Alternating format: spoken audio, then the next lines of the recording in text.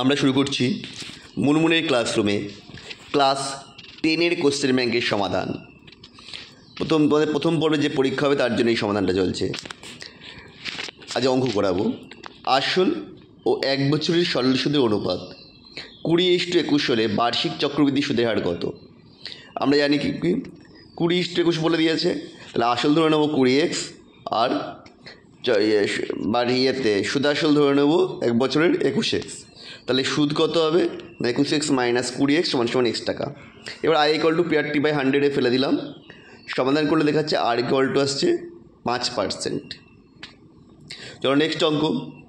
বার্ষিক শতকরা সুদের হারে কোনো সুদে মূলধনের 1 বছরের সরল সুদ x টাকা ও 1 বছরের চক্রবৃদ্ধি সুদ x টাকা, সরল সুদ y টাকা হলে এদের মধ্যে রিলেশন দেখো।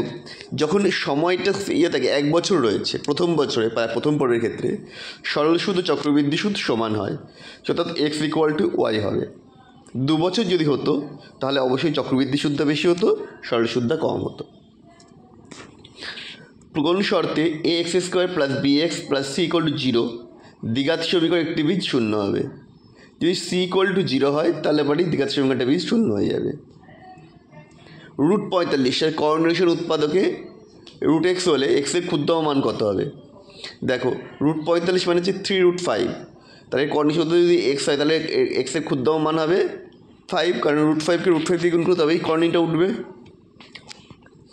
অকেন্দ্রীয় বৃত্তের AB ব্যাস P পরিধির ওপর অবস্থিত যে কোনো একটি বিন্দু অ্যাঙ্গেল POA = 120 ডিগ্রি হলে PBO এর মান কত হবে?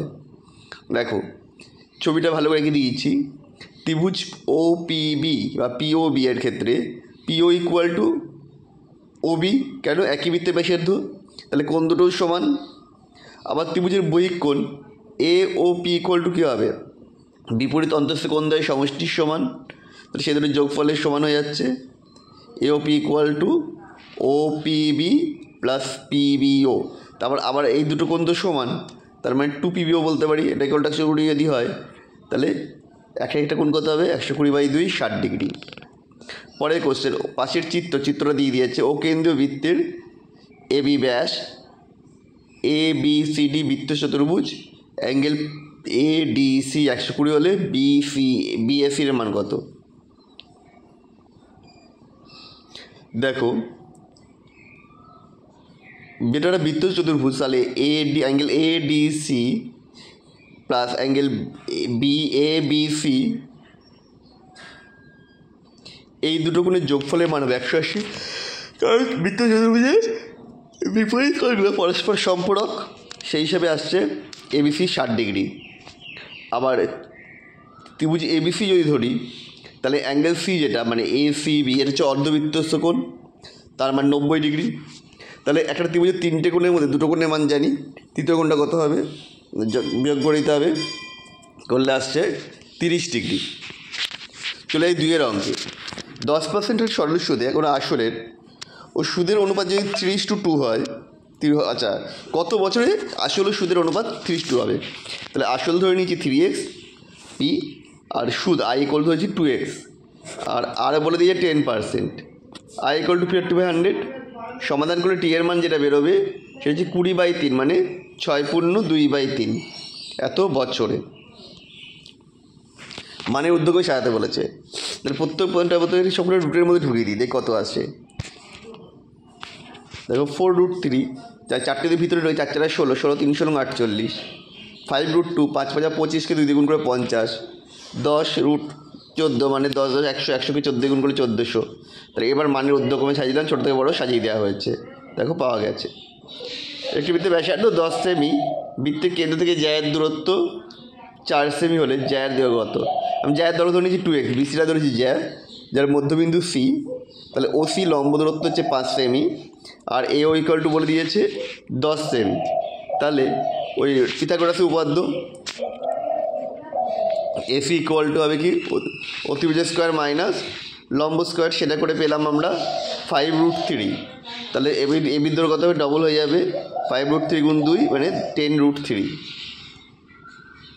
বৃত্ত চতুর্ভুজের পরপর 3টি কোণ অনুপাত বলেছে 1:2:3, তাহলে তৃতীয় কোণের মান কত? তাহলে কোন দিনে ধরে নিয়েছি x degree, 2x degree, 3x degree. তাহলে আমরা কি জানি যদি বিপরীত কোণগুলো পরস্পর সম্পূরক, তারপরে এক্স যোগ 3x 180, তাহলে 4x ইকুয়াল যদি 180 হয়, এক্স ইকুয়াল কত হয় 45। তাহলে প্রথম কোণটা 45 ডিগ্রি ও তৃতীয় কোণটি 45 গুণ 3 মানে হচ্ছে ওটা 135 ডিগ্রি। একটা ঘনকের আয়তন বলে দিয়েছে এক্স এবং সমকেন্দ্রের ক্ষেত্রফল ওয়াই হলে যে এবং কর্ণ জেড হলে এক্স ওয়াই জেডের মান কত। এটা অঙ্কটা না ভুল আছে, কারণ এখানে এক্স দিয়ে কিছু বের করতেই দেয়নি। তারপরে এক্স সাজিয়ে করেছি। ঘনকের দৈর্ঘ্য আয়তন যে এক্স বলেছে, বাহুদ্য ধরে নিচ্ছি কিউব রুট অফ এক্স, তাহলে ক্ষেত্রফল কত হবে 6 গুণ বাহু স্কোয়ার, সেটা করেছি। কর্ণের দৈর্ঘ্য হচ্ছে বাহু গুণ রুট 3, সেটা করেছি। করে মান বসিয়ে পেলাম 2√3 x⁻⁻⁴, কিন্তু এটা কোশ্চেনে দেওয়াটা ভুল ছিল। বার্ষিক চক্রবৃদ্ধি সুদের হার কত হলে 2 বছরে 1000 টাকার সমূল চক্রবৃদ্ধি হবে 11,664 টাকা। চক্রবৃদ্ধি 10%, a = p × 1 + r/100 whole to the power n। ভ্যালুগুলো সব পুট করে দিলাম, করলে যেটা আসছে r = 8, চক্রবৃদ্ধি সুদের হার হচ্ছে 8%। পরের অঙ্কটা ধূমপান বিরোধী প্রচার, মানে সমার বৃদ্ধির অঙ্ক। ধূমপান বিরোধী প্রচারের ফলে প্রতি বছর ধূমপায়ীর সংখ্যা 4/1/4 মানে 6/1/4 মানে হচ্ছে 25/4% হারে হ্রাস পাচ্ছে। কোনো শহরে বর্তমান ধূমপায়ীর সংখ্যা বলেছে 33,750 হলে 3 বছর পূর্বে কতজন ছিল? ধরে নিচ্ছি 1 জন ছিল। তাহলে a = p × 1 - r/100 whole to the power n।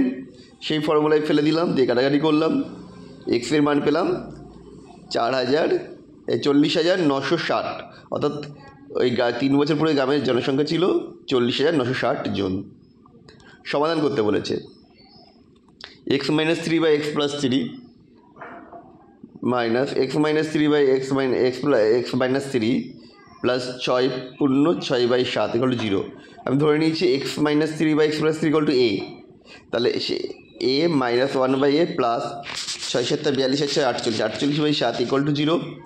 এর সমাধান করলাম, করে পেলাম যে দুটোর মান বেরোলো, সেখানে x এর মান বসিয়ে দিলাম।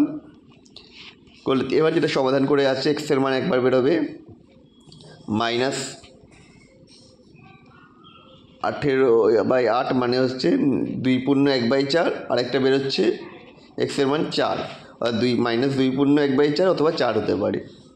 পরেরটাও সমাধান লসাগু করে ফেলেছি। দেখো সমাধান করে যেটা আসছে, দুটো রাশি গুণফল 0 করে আসছে, x = 2 অথবা x = -½ না +½ পরেরটা অঙ্কটা দেখো 5এরটা, দুটি ক্রমিক ধনাত্মক অযুগ্ম সংখ্যার গুণফল 143, সমীকরণ গঠন করতে বলেছে। আমাদের যে একটা সংখ্যা x, একটা x + 2, তাহলে x × x + 2 = কত 145। তাহলে এখান থেকে ক্যালকুলেশন সমাধান করে যেটা আসছে x = x + 13 × x - 11 = 0, মানে দুটো রাশি গুণফল 0 করে করবো, করলে আসছে x = -13 এবং x = 11। যেহেতু ধনাত্মক সংখ্যা, তাহলে x = হবে শুধু 11, অপরটা হবে 11 + 2 = 13। পরেরটা বেশি ইম্পর্টেন্ট, কলমের মূল্য প্রতি ডজনে 6 টাকা কমলে 30 টাকায় আরও 3টে কলম বেশি পাওয়া যাবে। তার দাম কমার পূর্বে প্রতি ডজন কলমের মূল্য কত ছিল? যদি প্রতি ডজন কলমের মূল্য ছিল x টাকা, তাহলে x টাকায় বাজে কটা 12টা কলম, একে কত 30-এ কত 360/xt। প্রতি ডজন কলমের বর্তমান মূল্য কত হচ্ছে x - 6, তাহলে এখন x - 6 টাকায় বাজে 12টা কলম, একে কত 30-এ কত, সেটাও বেরোলো। এবার প্রথম সাথে দুটো বিয়োগফল হচ্ছে 3, করে সমাধান করে এটা বেরোচ্ছে x = 30 আর x = -24। তা কলমের দাম তো কখনো ঋণাত্মক হতে পারে না, তাই কলমের দাম হবে 30, -24টা হবে না। এরপর আসছে অনুপাত সমানুপাতের অঙ্ক, a b c d ক্রমিক সমানুপাতি। তাহলে আমি ধরে নিয়েছি a/b = b/c = c/d = k। তাহলে এবার শেষে দিতে করতে হলে c/d = k, তাহলে c = dk, b/c যদি k হয় b হবে dk², আর a = dk³। বাম পক্ষ লিখে মানগুলো পুট করেছি, ডান পক্ষ লিখেও মানগুলো পুট করেছি, দুটো মান বেরিয়েছে। দেখো দুপাশেই সমান বেরিয়েছে, তাই এটা প্রমাণিত হয়ে গেল। এরপরে যে কোঅর্ডিনেশন, প্রথমে এর কোঅর্ডিনেশন করে নিয়েছি, একইভাবে পাশে বি এর কোঅর্ডিনেশনটা করেছি, দেখো পাশাপাশি দেওয়া আছে। আর এ বির মান বের করে নিয়েছি। এর কোঅর্ডিনেশন করে বেরিয়েছে 3 + √5/2, বি এর কোঅর্ডিনেশন করে বেরিয়েছে 3 - √5/2। এবার ভ্যালুগুলো পুট করে দিয়েছি যে সমীকরণটা দিয়েছিল। 5 থেকে কমন নিয়ে a² + b² - 3ab। a² + b² formula হচ্ছে a + b whole square - 2ab। সেটা করেছিলাম, করে ব্র্যাকেট তুলেছি, 5 × 2 = 10 হয়ে গেছিলো। তাই দিয়ে সমাধান করে আসছে 32।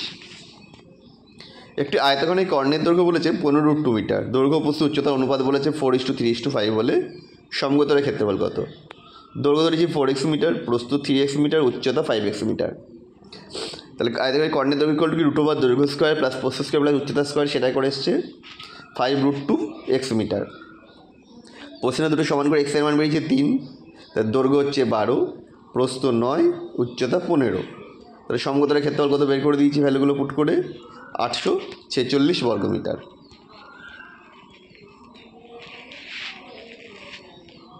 লম্ববৃত্তাকার চোঙের ব্যাসার্ধ 10% বৃদ্ধি আর উচ্চ 10% হ্রাস করলে চোঙটির আয়তন শতকরা কত পরিবর্তন হবে? ব্যাসার্ধ আর উচ্চতা ইচ, তার আয়তন কত হয় πr² ইচ। ব্যাসার্ধ 10% বৃদ্ধি করলে ব্যাসার্ধ হবে 11r/10 একক। উচ্চতা 10% হ্রাস করলে কত হবে? 9h/10 একক। তাহলে আয়তন কত হবে? আবার πr² ইচ করে বের করলাম, দুটো বিয়োগ করে দিলে আয়তন বৃদ্ধিটা পেয়ে যাব। সুতরাং চোঙটার আয়তন বৃদ্ধির হার কত হবে? 8.9%। এটা কী করে বের করা হয়? আয়তন বৃদ্ধি বাই পূর্বের আয়তন × 100, সেই ফর্মুলায় ফেলে দিয়েছিলাম। কেমন লাগলো ভিডিওটা অবশ্যই কমেন্ট করে জানিও। আবার দেখা হবে নেক্সট ভিডিওতে।